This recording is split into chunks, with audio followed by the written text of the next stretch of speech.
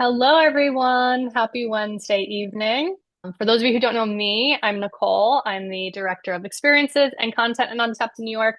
So I get to program all of these really interesting talks for our audience and a bunch of the in-person events for our members as well. And I am coming to you live from the Upper West Side. Lovely to have all of you with us. And of course, we are all here tonight to talk about Last Stop, a new photo book from Brian Rose, who is our guest tonight. We'll say hi to Brian and I'll tell you a little bit more about him as well. So, Brian studied at Cooper Union with photographers Joel Meyerowitz and Larry Fink, and his documentation of Lower Manhattan over a 20-year period has resulted in three books: Time and Space on the Lower East Side, Metamorphosis, and WTC, which is a chronicle of the Twin Towers and the rebuilding of the World Trade Center. His study of Berlin after the fall of the wall led to The Lost Border, The Landscape of the Iron Curtain, and his documentation of Donald J. Trump's failed casino enterprises in Atlantic City resulted in Atlantic City from Circa Press in 2019. His photographs are held in the collections of the Museum of Modern Art and the Metropolitan Museum of Art. And you may have seen his work on Untapped New York's website. We featured some of his photographs from his Williamsburg project and the Lower East Side as well.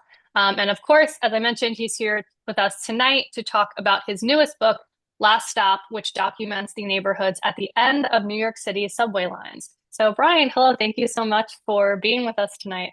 Hi, Nicole. It's great to be here. So if anybody watching has any questions for Brian as we go, we love to hear your comments and questions. So please feel free to drop them in the chat. I will be keeping an eye on that as we go along. So don't be shy, leave your questions and I will relay them. So I had such a great time going through this book and seeing just the diversity of all of the neighborhoods and landscapes and businesses and homes and people and all of the things about New York City. But I'm curious, what inspired you to take on this project? You visited over 40 different neighborhoods for this Yeah. book. So what was the inspiration?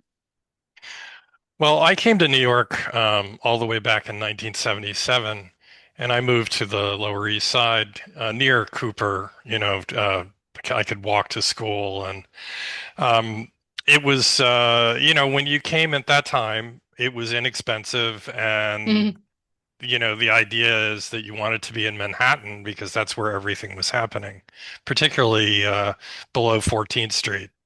mm, And so I eventually moved to Williamsburg. I'm in Greenpoint now, by the way. And as time went on, and you know, I had a son who grew up in New York. I started seeing beyond Manhattan, and I started seeing that the mm, city was changing, and changing in a way that I felt that not everyone was fully aware of. That what had been a very Manhattan-centric city was now becoming more dispersed, and there were mm, multiple centers, a kind of a almost constellation of different centers around the boroughs. So I was trying to think of how I could address that, and I also kind of wanted an antidote to the nostalgia mm, around old New York, 1980 New York. Not to deny the specialness of that moment, it was really incredible. It was both a destructive and a very creative time, and people like me benefited from that very edgy atmosphere that existed then. But I wanted to do something that was about now. And mm, I've never really been a sentimental, nostalgia-oriented mm, photographer. So, mm, so I came up with the idea of doing the ends of the subway lines as a way of getting me out there to all these different places. So it's a kind of an artificial construct, but I think it served the purpose well. I'm not actually the first person who's done that. I found out uh, before the book that there were one or two other people that have done it. So, but that's the way photography is these days. You can't do anything original anymore. Somebody's already ahead of you. Yeah. But I had I didn't want it. This was not just some random thing, though. I Hmm. had a premise to this, which is that the city was had become more diverse, more dispersed, and less Manhattan centric. So Hmm. that's and the diversity is ethnic. Um, it's actually much more diverse than it was in 1980. And there are a million more people here than there were in 1980.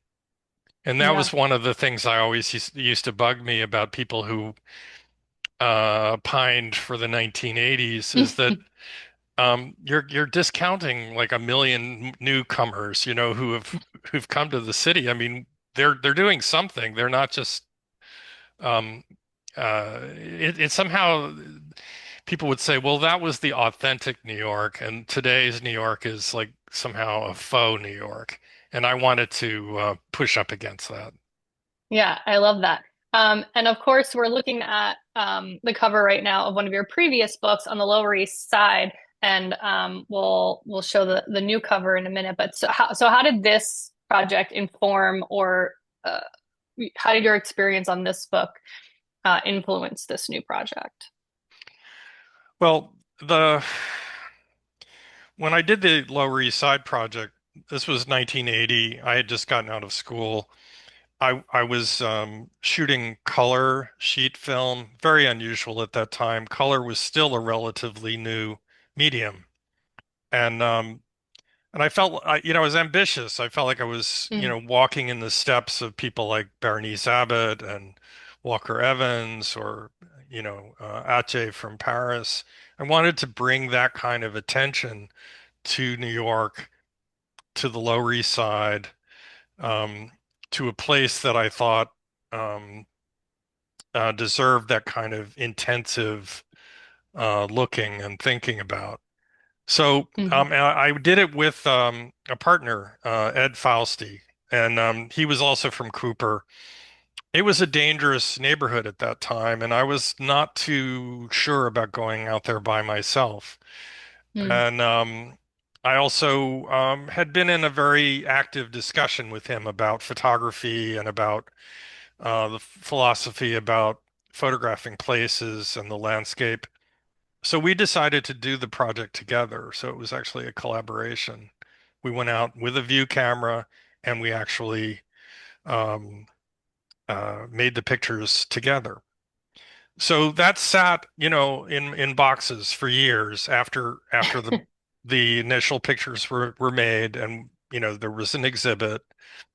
And then after 9/11, I really felt I needed to address New York again. mm, And I thought of how can I do that? And it made sense to me to just go back to the Lower East Side and to use that as a kind of bellwether for the change in New York. So I went back and photographed. I didn't do exact before afters. I didn't really want to do that. I wanted to see it mhm, fresh. And so that turned into Time and Space on the Lower East Side. This is one of the pictures from the Lower East Side that's kind of well known. This woman in a fur coat getting into her BMW in this pretty rough scene here where there are drug dealers and a lot of abandonment that you can see here. And so if we jump forward to the new book, it's sort of like the old New York and new New York kind of mm. mashed together here. So a different car. And Yeah. the first photograph, the way the book is set up is actually by boroughs. There were different ways we could have done it. We could have done it by subway lines, but the publisher liked the idea. He felt like people outside of New York would not know where they were if we just did it by subway lines. So we did it by boroughs and identified in the book, the subway lines. So this Canarsie is the end of the L train in Brooklyn. And I have text. pieces that go with some of these pictures. One in each section, actually, and I'm just going to read a few of them to you as we go through these. So this one is Canarsie was at one time a retreat from the city similar to Coney Island, with amusement parks and hotels. It eventually developed into a middle-class neighborhood with single-family homes. In the 60s and 70s, racial tensions ignited by the integration of schools led to protests and outbreaks of violence. As a result, the largely white population abandoned the neighborhood for the suburbs. It's now a predominantly black enclave with a mixture of African Americans and Caribbeans. As I photographed a woman selling bags of cashews beneath a Welcome to Canarsie mural, I was told by a bystander that she was a recent refugee from Venezuela. So the book was done after, but well, before the book was put together before Trump's reelection. Hmm. But I was well aware of the threat um, to immigrants that was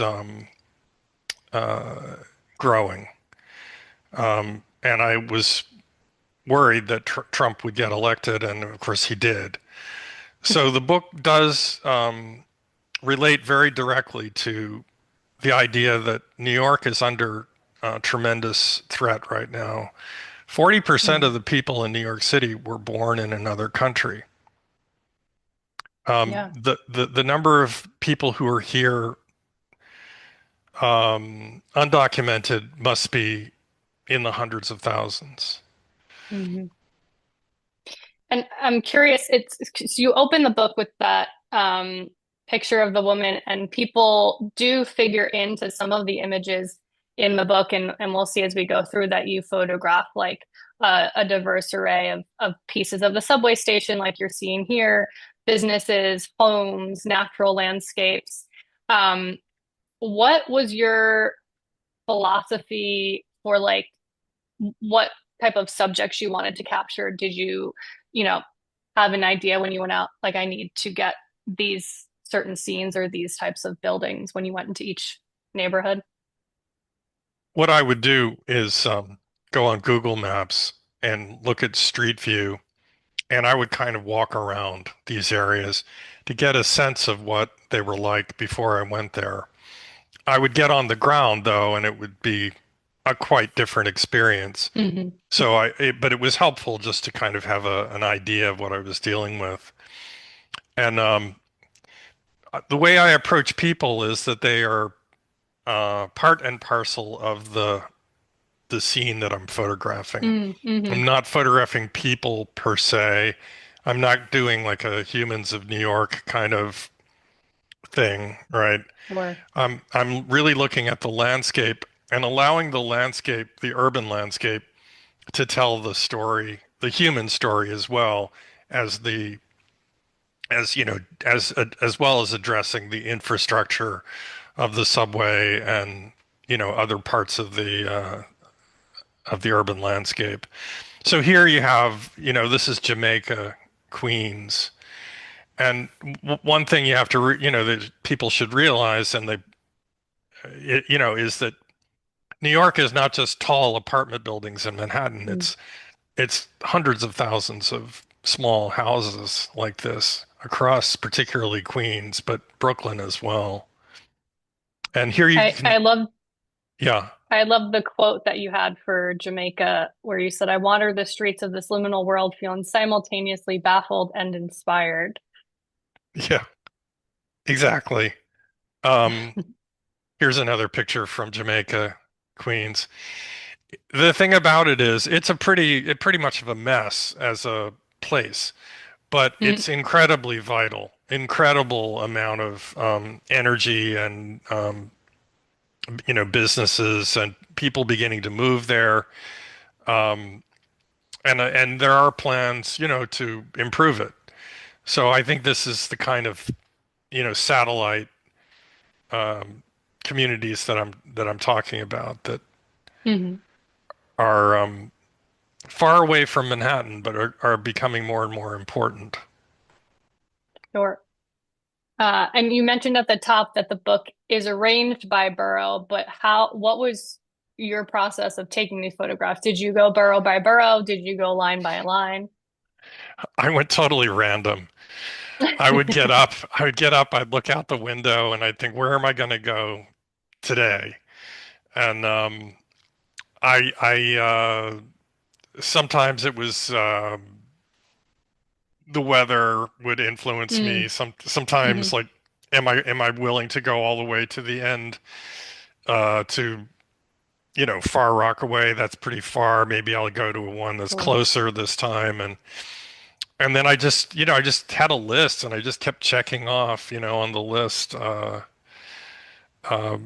as they got done.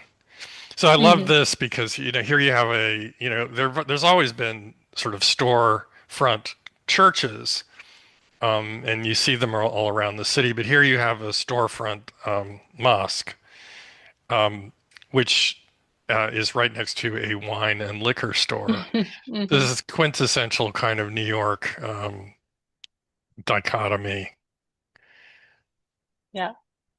Yeah, I was curious too because this picture struck me as well when I was going through the book, and people love like signage in New York City and vintage fonts and all that kind of uh, graphic design stuff. How much were you paying attention to like the type of signage and types of businesses that you were photographing when you were I out was there? very aware of that. Like in this picture, I was aware of the that this was a Bangladeshi area because of the Hmm. signage. And you Hmm. could see people walking around who looked like they were from that part of the world. So here you have, the array of people is important to me in this picture because one of the things I want to show is the what it's like to actually be out on the street in New York. This constant flow through through this often complex jungle of urbanity. Uh, and then I had another question, and someone's asking what the name of the book is. I'm going to grab a link and put it in the chat, but the name of the book is Last Stop. Um, Yeah, this is the last stop on this train. Everyone, please leave the train. Thank you for riding with MTA New York City Transit. you got it down. You've heard it quite a lot, I imagine, over the year that Well, you were I take the G photographing. train. I take the G train all the time to get into Manhattan, and I go to Court Square, which is the end of the line of the G train. So I hear that over and over again. So my question was, how far into these neighborhoods did you go when you visited? Did you kind of stick near the subway stations, or did you kind of venture out and explore different areas? And having researched them before, uh, did you see places that you definitely knew you wanted to get to? Yeah, it I usually would just get off the train and start walking around. And in Mm, some cases, there would be so much to photograph close to the station that I didn't actually go that far. But mm, in other cases, I moved about more a wider circle.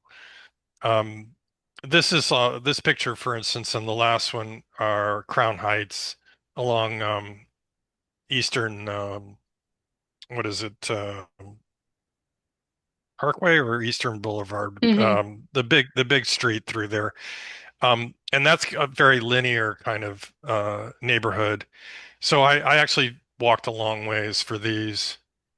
And but in other cases, like actually this was in East New York, Yeah. and I didn't walk very far from the train station. It was an elevated station.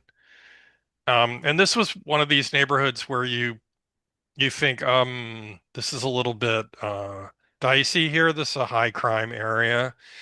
But I walked around without any problem. And I found myself here at this community garden, Mm, this really positive thing happening in a very otherwise poor neighborhood.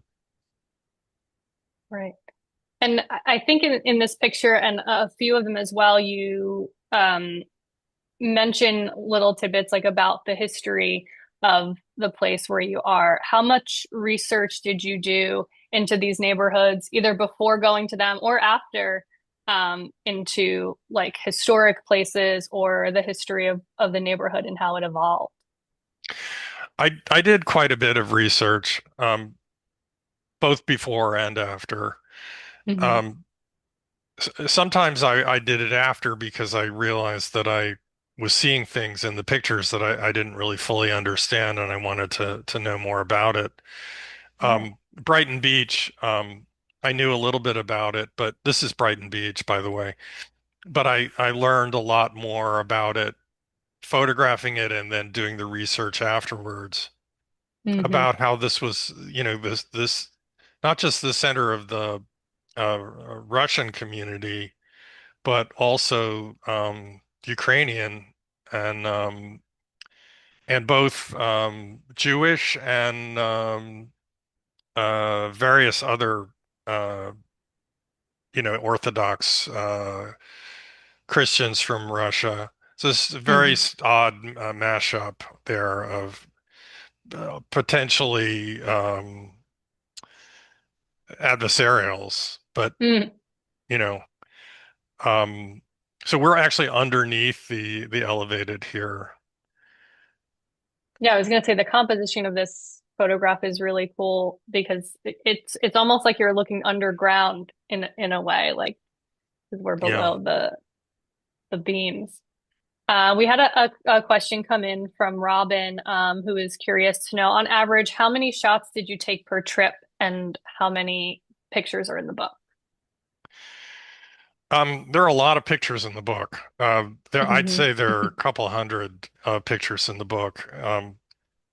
Some of them are printed large across the gutter. They're big images, but then we have smaller images as well, just to keep it to vary the layout a little bit.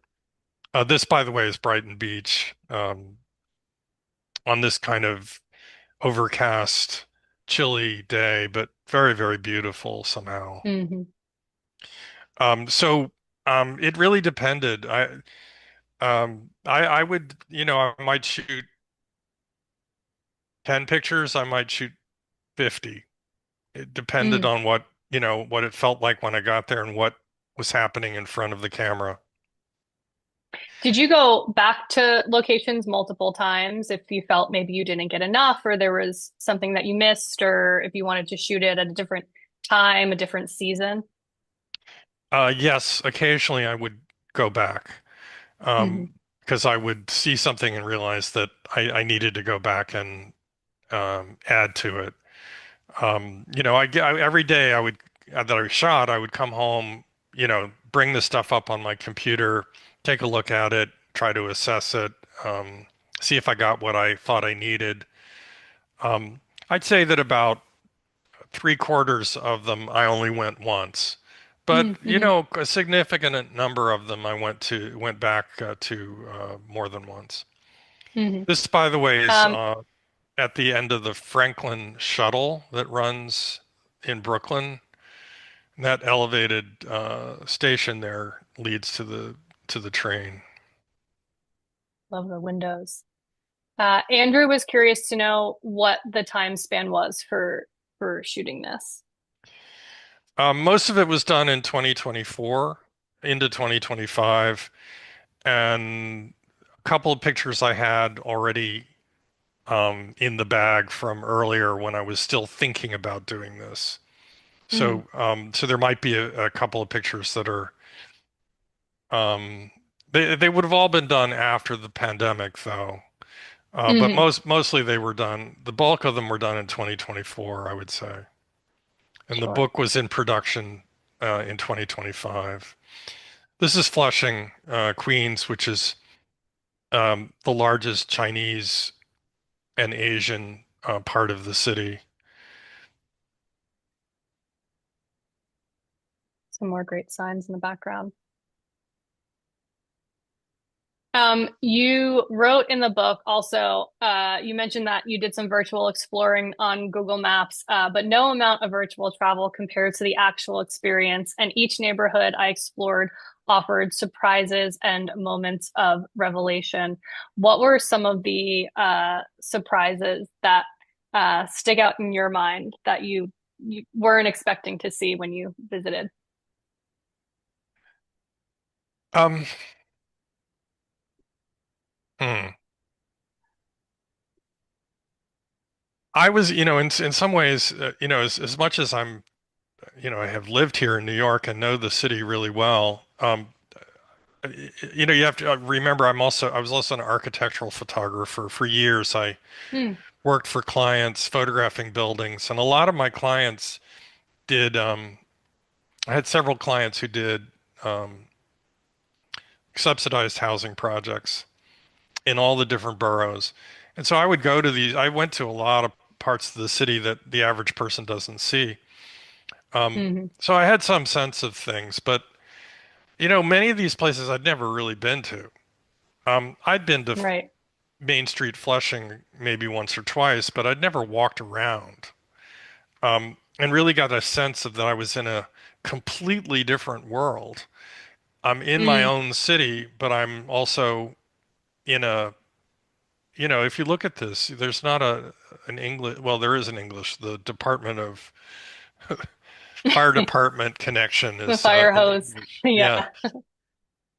Um, and here I'm taking a picture of a mural in which someone with a view camera is taking a picture back. Oh, yeah. And where is this? This is in Flushing, Queens. It's filling Flushing. Cool. That's the end of the Seven Line. They say the Hmm. Seven Line is, passes through the most diverse neighborhoods in New York. Somebody did a photo project about the Seven train, which is was Mm. pretty interesting. Yeah. And you mentioned just now that obviously there were many places that you visited for this project that you were visiting uh, for the first time. Are there any neighborhoods that you discovered shooting this project that you thought like, oh wow, this place is really great and have returned to for just, to explore more or for pleasure or any other reason? I don't think I've discovered any places that I've returned to for. Hmm. I mean, there are places that I already uh, knew.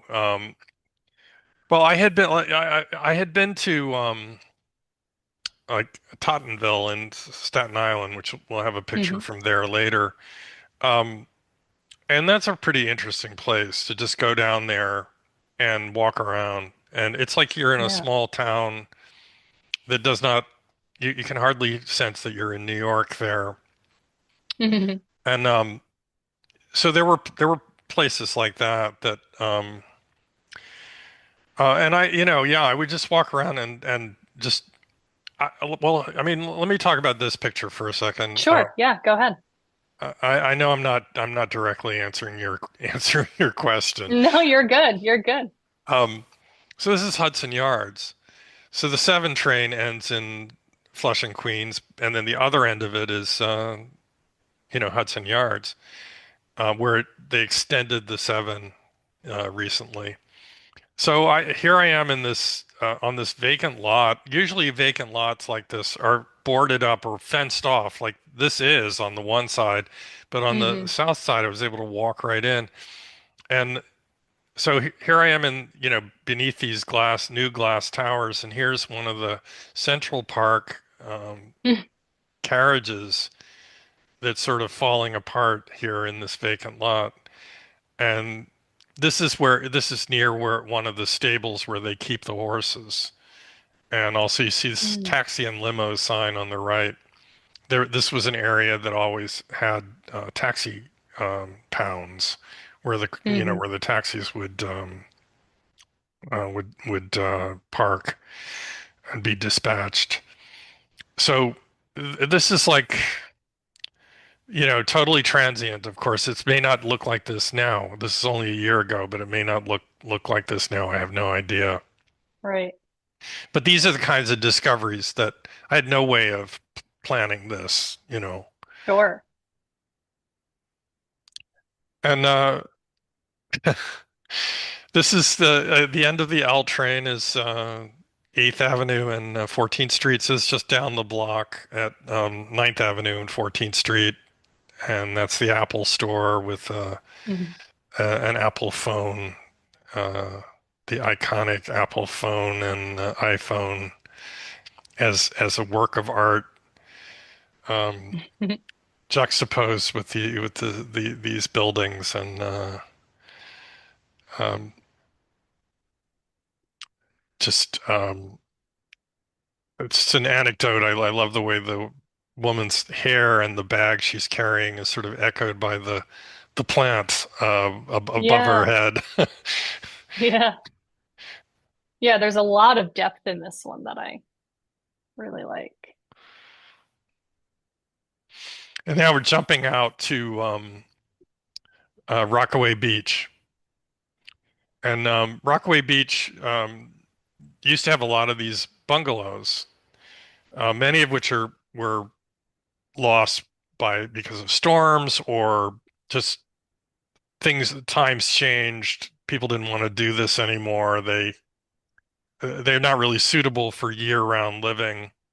Hmm. But this is an enclave of mostly firemen and policemen who it's not like required to be a fireman, but this is they find each other. So this Right. is so they let you know we will never forget 9/11 when you come here. Hmm. Mm. Many, many flags.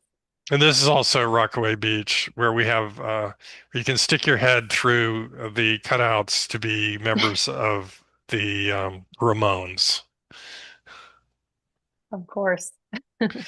who I saw once, not perform. I never saw the Ramones perform, but I used to go to a restaurant in the East Village called Kiev, um, and it was an all-night place, and all the Hmm. band members from CBGB and elsewhere would go there after hours. And one night I was sitting there, and the Ramones were sitting at the table next to me, Very cool. looking exactly like they looked. That's awesome. And this is Far Rockaway, which is the end of the A train, which is the longest line on the subway system, in the subway system. And I'm on the platform here, looking Mm. down on the houses. And Far Rockaway's going through a lot of changes. Um, the center of Far Rockaway at this point is mostly black, but the outer parts of Far Rockaway are mostly Jewish and Orthodox Jewish. So there's this, um, potential tensions there, but I think it's okay.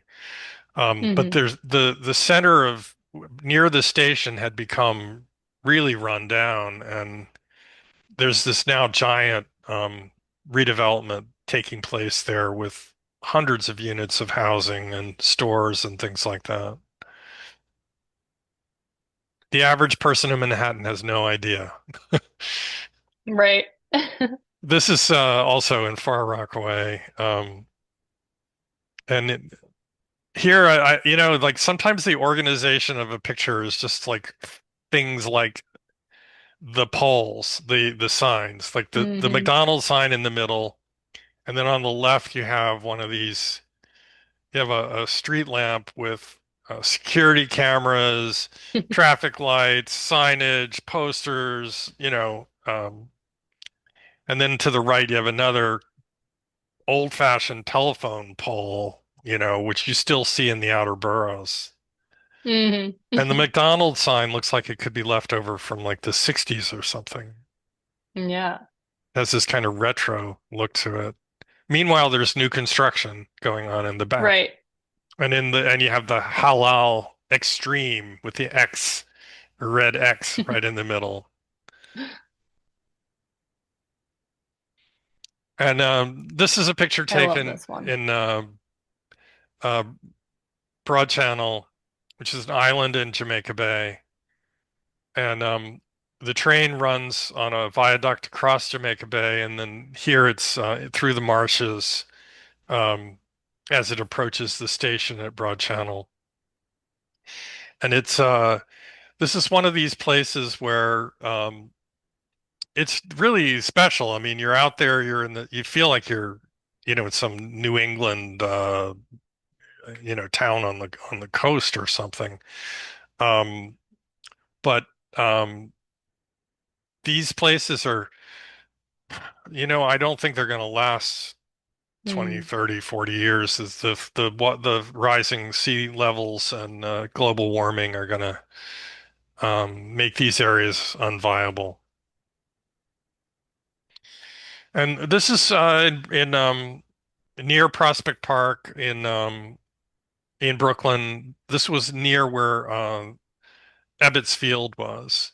Ebbets Field is replaced by a big housing project, but the pharmacy across the street from it has a mural about Jackie Robinson and an image of the stadium.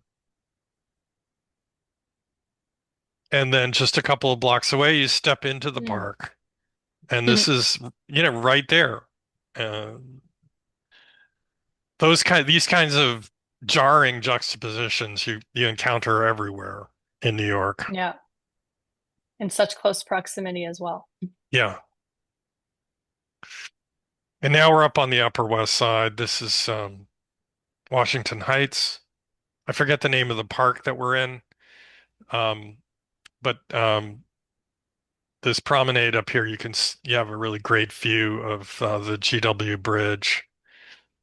And I love that this is the Manhattan schist, the rock coming up. Yeah. Um, Somebody looked at the pictures that told me that at first they thought they were mountains. Yeah. Alyssa says it's Fort Hood Park, or Lori says Van Cortlandt Park.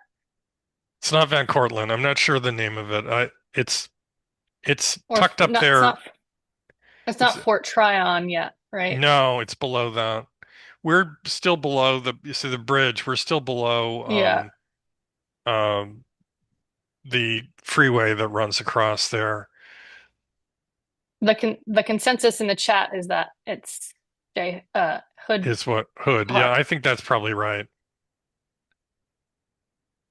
It's a nice park. Yeah. And this is see, I have something I wrote about this. Let's see if I have that here. Sylvan Uh Terrace. yeah, I don't this is Sylvan Terrace. And what I wrote in the book is that this is only a couple of blocks from the really busy avenues that run through Washington Heights. But you go into this street, which dead ends, and you have behind you is some stairs that go down to um, the street, and in front of you is Jumel Mansion, which Hmm. was Washington headquarters during a time during the Revolutionary War. But I got here and I walked around here. I walked around the house and the grounds and the park back there, and I swear I walked for 20 minutes without seeing another person. Oh, wow. I mean, it's almost unbelievable. You're in Manhattan and you can walk 20 minutes without seeing a soul. Yeah. When I And came almost here, like you've gone back in time too, walking down this street. yeah, yeah. I mean, you don't hardly see any evidence of modernity here. Um, Gary, just since we're looking at this picture, Gary was asking if the Jumel Mansion is at the end of the subway line. We're looking at it at the end of this picture, right? it's not this is one where I walked a little further, but it's Okay. around 185th Street, I believe. The C train ends. Yeah. near where the hospital buildings are.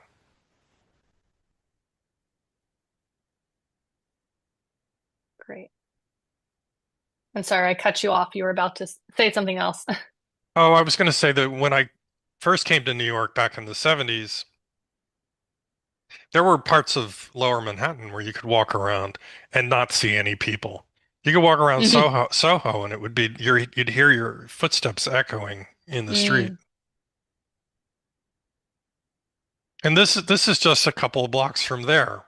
This is a place where people are cashing in their bottles and cans and things hmm at this Key Food supermarket. So you have again juxtapositions that are extreme, both in architecturally, but also like wealth and poverty you see all the time. Right. And this is in Harlem, and here the you have let's see here.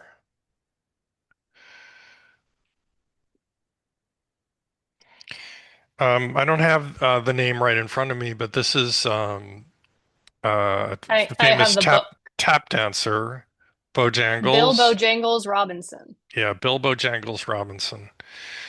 And he lived in the apartment building complex to the left, which was built and lived in by mostly middle and upper middle class black Harlemites. Often, many famous people came out of that housing Hmm complex, including him. And this was just this moment of, I just thought this is just so beautiful. And this is one of these moments where, as a photographer, I just respond to what's in front of me. I'm not, at this point, I don't feel the need to like impose my Mm. vision or whatever. I mean, I have a vision, obviously, but um, I just look at this and I think the, there's a sort of uh, just a really ineffable kind of beauty to something like this. Mm. Yeah. The trees are very lush and vibrant. Everything seems to be just where it's supposed to be. Hmm And then the um, 6 train ends at City Hall. So I photographed City Hall around there. I have pictures of City Hall itself. Um, uh, but I also felt like, well, this is also the foot of the Brooklyn Bridge. So I walked up on the bridge, and it's like I, my assignment of the day was photograph the Brooklyn Bridge. So I did, and I'm really pleased with this one. Yeah, that's a good one. You write in the book about a few places like this that you had photographed um, in the past for past projects. Hmm. And I think you mentioned that the last time you photographed the Brooklyn Bridge, the Twin Towers were there. What did it feel like to photograph these places again and just to see all the changes that have occurred? Well, in my mind's eye, I still see the Twin Towers Mm-hmm. constantly. It's really hard for me to not see them. And Mm-hmm. um, so as tall as the One World Trade Center is, it doesn't have the kind of iconic quality that the Twin Towers had. I'm not exactly saying that the Twin Towers architecturally were great. They were, Mm-hmm. perhaps a bit banal, but they had a kind of totemic quality to them, and they you would see them from every different direction, and they because of the whiteness of the material, they stood out more than the One World Trade does. Yeah. But here I still see the I still see the towers Hmm. right over there to the left, kind of echoing the two arches of the bridge. Right. We had a technical question come in from the audience who Hmm. wanted to know what camera do you typically use? All of these pictures were taken with a medium format digital camera. The 102 megapixel camera, very high resolution camera. Mhm. These can be printed 5 feet easily and they'll hold all the detail. Yeah, someone else was also, Jonathan was asking about printing, saying the prints in the book are gorgeous. Can you talk about the printing process? Well, I just, I give the publisher the finished scans that I work on in Photoshop. So I work them up um, meticulously Mm, and come up with a balance of color and contrast that I think is, uh, you know, feels right to me. And hmm. then it goes to the printer and you get back proofs. And you look at those and approve them, and if and then they go directly to the press. Um, I prefer one of the earlier books I did. I actually went on press. I went to the printer, which was in Italy, and saw the pages actually come off of the press, Wow. and was able to make changes at the very end of the process. In Mm, this case, we sent them off to China, and they did an excellent job. Um, but you don't have that kind of hands-on ability because of the distance, and communications is more difficult. mm. And in this case, because of the um, chaos in the shipping because of Trump and the tariffs and all that, Yeah. it took it took months and months and months to get the book out of Asia to back to New York. Mm. So this is an Wow, interesting one. that's This is in Van Cortlandt Park, and maybe some people who were here will know about it. It's not a yeah, not a we, secret. we do have an article about it on Untapped. Yeah. So these are the Grand Central stones. They were uh, the idea was to test out these different granites to see what would stand up best in the weather in New York. And they were then the selected granite was used in the facade of Grand Central Terminal. So these stones are still sitting in the woods in the park. And so going back to the early 1900s, I forget the year Grand Central was, like Mm. 1912 or something like that. I forget when it was built. Yeah, I forget. Um, anyway, they had become covered with graffiti, and I think at some point the Municipal Art Society and the Parks Department came together and cleaned them up, and now keep them at least reasonably maintained. I mean, they're just still sitting in the woods. It's not Yeah. um, like there's anything to do. I think there's a sign somewhere that identifies them, but people go by and I think they don't have any idea what they are. Mm, mm. Did you know that these were here? Had you known about them before? No, I discovered them and then looked it up. Oh, fun. Yeah. That kind of ties into a question that just came in from Peter. At which location did you find the most surprising site? Was that up there on the list? Well, that was pretty surprising. I, I don't know. Like here, this one, I didn't know about this. Hmm. This archway, which is now an auto body repair shop, Oh, yes. Yes. um, was the entrance to an estate that was up on the hill. I can't remember the name of the owner of it, but Hmm. this was a ceremonial archway leading up into this wealthy person's estate. And somehow survived, and now it's like turned into a crazy quilt New York scene. George says it's graffiti free now.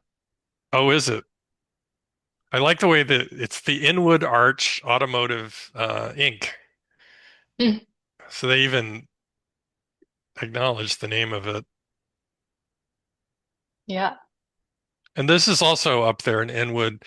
I don't know the names of these steps, but uh you're looking east, so that's the East Harlem River back there, and you can see the elevated one train down there. But I'm actually at the end of the A train for this. That's my end line here. I've walked up a few blocks from the end of the A train. I just want to do a quick time check since we have about 5 minutes to 7, but I definitely want to keep going and see all the Oh, pictures you want to show us. But for anyone who does need to sign off, I just want to remind you that we will have a recording, and I just dropped a link to grab a copy of the book as well. But I hope you can stick around for a little bit longer to see some more pictures. and Where these are are we now? pictures that just kind of, well, that was Ozone Park. Mm, This is a neighborhood that's again amazing sort of diversity. In this area, on one block, I saw a mosque, a Hindu temple, a church, and in the window of a house, I saw an image of a Buddha. mhm. So you have, four different religions all in one block. Yeah. This My is birthplace, Ozone Park. yeah, this is Flatbush. Again, I just love trying to describe the feeling of what it is to walk on the street in New York. Yeah, at this picture especially, you feel like you're kind of gliding down the sidewalk Yeah, with you. and you're heading down into the two train. This is Pelham Bay Park, where the roadway crosses the Hutchinson, the Hutch, to go over to the Mm. park. And this neighborhood is kind of wedged in between the Hutchinson and um, I guess Pelham Parkway. And Mhm. I have a picture of the big black cube building. It's not. I don't have it here, but that's the headquarters for 911 operators. That's where they Mm. work. And this is, I believe it's an area called Wakefield, and this is taken from Route One on a bridge. Um, and there's still, if you look at this, it's pretty awful polluted. I mean, look at the black soil to the right. Mm. It's and it's noisy, and there's you know people living right up against factories. It's really quite the scene.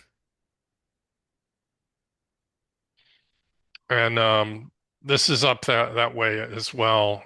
This is I think that one was Baychester, and this is Wakefield. I got them wrong. And this is one of the yards where they store the trains. So this is the end of like the five train, I believe. And you can see how the people living right up against the Mm. trains. And here I was like walking around, and I found myself talking to somebody, and I asked him where he came from because everybody seemed to be from somewhere else, and he said he was from Mhm. Ethiopia. Mm. Was there a lot of interest when you were going to these neighborhoods? Did people come up to you and inquire about Not very your photos? often. I'm a kind of I just kind of move through things. It's like hard to Hmm. explain, but I mean I'm a big guy. I'm 6'4". So you see me, but Hmm. I just I'm very I just kind of it's how I did the Lower East Side and through all of this Yeah. other stuff. I just kind of move through it, and I talk to people when I need to. Hmm. There are times when someone looks a little bit, I'm a little bit concerned about. And sometimes Hmm. I'll just go right up to that person and say, um, so you probably wonder what I'm doing. Let me tell you. I'm Right. photographing the ends of all of the subway lines in New York City. And they're like, you are? Really? That's incredible, and like Yeah. you just disarm people very quickly. Right. So this is um Howard Beach, which is the end here is the JFK air train. Mm. And although that's the A train back there going out to the Rockaways. And Broad Channel is, I mean, excuse me, Howard Beach is part of it is like this. I mean, it's like these creeks and marshes and houses built on stilts. And I did talk to a guy here. I asked him, this was right after a storm. I asked him how they managed. He said, not very well. And he said Mm. that, he says the water comes up higher every year. Yeah. And this is Jamaica Estates. And at the end of the F train, I'm reading this. I made my way a few blocks north to the boyhood home of Donald Trump. On a street lined with tidy Tudor bungalows, the yard in front was choked with weeds, and a sign said, "Do not remove kittens from the property." A cat with piercing green eyes sat next to the mailbox, red flag up. As I walked away, the cat followed and stayed with me for several blocks, disappearing and then popping up again in front of me. That was It's news. the It was a only house, big feral cat problem. yeah, it's the only house on the block that's empty, and the yard is just grown over. Mm. Okay, so we're getting down to the end here. I'm almost done. So this is uh help me. Forest Uh Hills. Forest Hills, thank you. Um and this is, one of the glories of New York architecture is the Mm. Tudor it's a Station Square in and I'm up on the station of the Long Island Railroad, but just a block or two from the subway as well. And underneath is a mural with Arthur Ashe and Billie Jean King and others. Hmm. Forest Hills Stadium. This is Long Island City.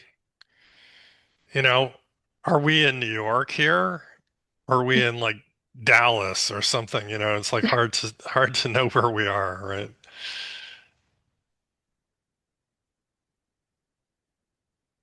That's true. That's funny. And this is Middle Village, Queens, and this is shopping mall that just kind of hovers over these houses here and Yeah, is that like a parking garage? parking garage. And it's like a lot of these malls, it doesn't really have a whole lot going on anymore. Hmm. There's a children's sort of play um, place called Funtopia in there. Yeah.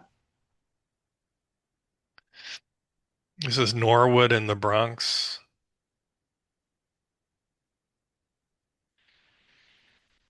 This is in Woodlawn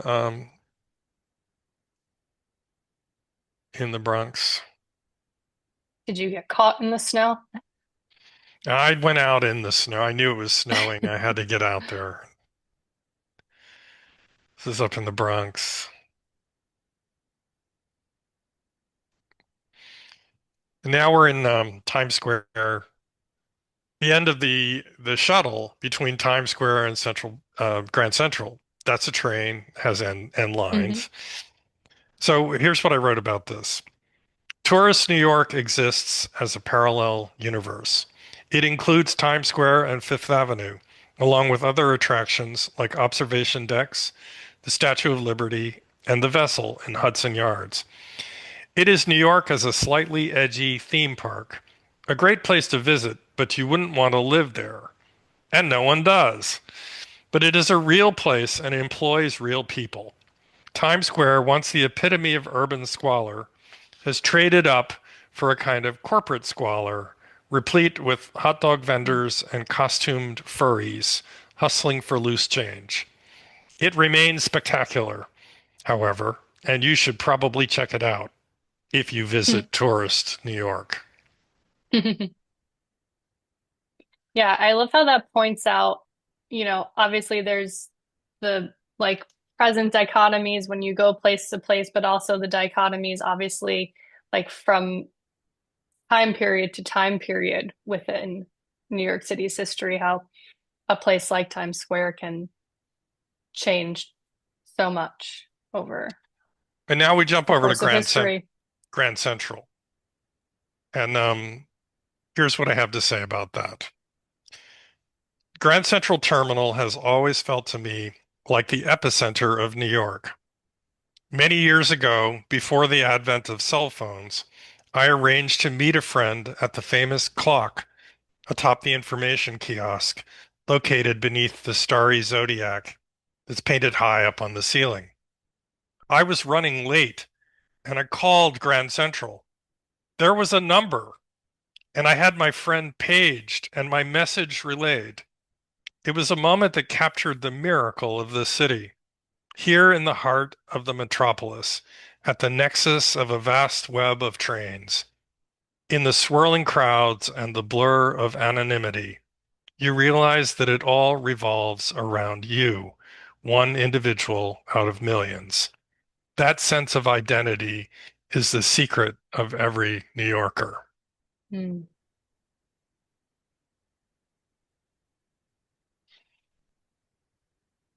And the J train ends here at the Stock Exchange, Daily Show, a second term we can all agree on. Mm. 40 Wall Street, Trump's building down on Wall Street.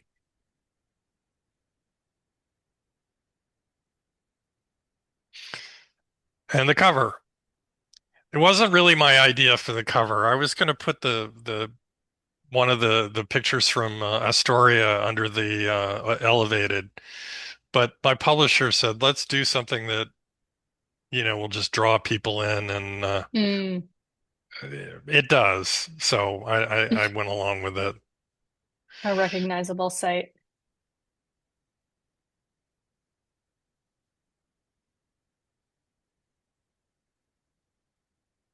Did you photograph any of the other neighborhoods at night? I'm just noticing now these Coney Island photos are kind of at Only, dusk and really only Times Square hmm. and Coney Island. I don't know why. I I mean, guess it makes sense. Those two places have the lights.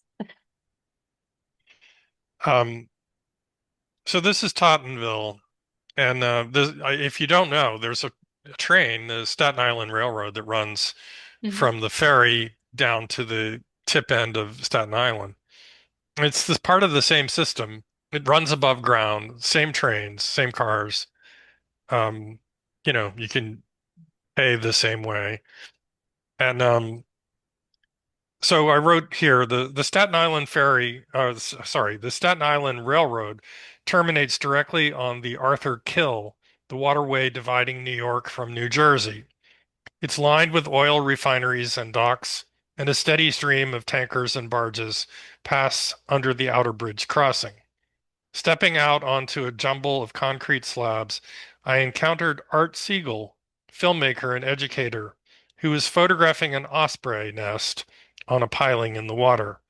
We talked a while about how much Staten Island had changed from small towns and rural farmland to suburban sprawl, especially due to the bridges and highways of planner Robert Moses.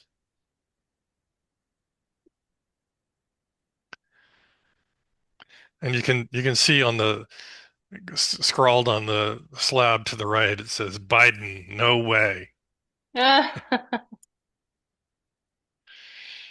Staten Island is famously to the right of most of New York. Yeah. And now we're on the ferry. Um, and I wrote, in the great waves of immigration that occurred in the late 19th and early 20th centuries, newcomers arrived by ship. And as they entered New York Harbor, they glimpsed for the first time the skyline with its jagged profile, etched on the horizon as if a mirage. The view is no less stirring today as one approaches South Ferry from Staten Island. The journey begins here at the tip of Manhattan, where the Dutch built New Amsterdam on native Lenape land and settled the surrounding countryside. And this is the last stop on this train. I don't think I have any Love more it. pictures. Yeah, that's the Amazing. last one. I think that was a great one to end on. And you're getting a lot of good reviews from people who already have the book in the chat. Alyssa says, I've been showing it to everyone and they are blown away by what they already know from their neighborhood or wanderings, as well as what they hadn't noticed before that they can see in the Here's the book. book. Yes. And Um, I dropped links in the chat to grab a copy. Yeah, go ahead. yeah, it's on Amazon, but you can also pick it up at some of the stores. I think McNally Jackson has it. There's some stores that don't have it yet. I've been going around trying to find out who's got it and who doesn't. Hmm. But I know McNally Jackson in Williamsburg has it, so they probably have it in Manhattan as well.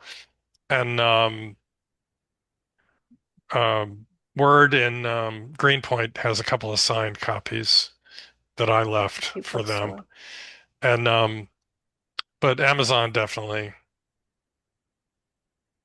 Yeah, Amazon. And I noticed it's on bookshop.org too, which you can like pick your local bookstore. And I think part of the money goes to the bookstore that you pick if you get it from Bookshop. So there's that option as well. Um, I awesome. really Wonderful talk. appreciate Thank you for the really talk, people appreciate are having saying. this opportunity to go yammer on and on about my pictures, and I'm really proud of this book. I can't believe I did it actually. When I started it, I thought, oh yeah, I'll do this. I'll do the ends of all the subway lines, and then in the middle of it, I realized what I had gotten myself into.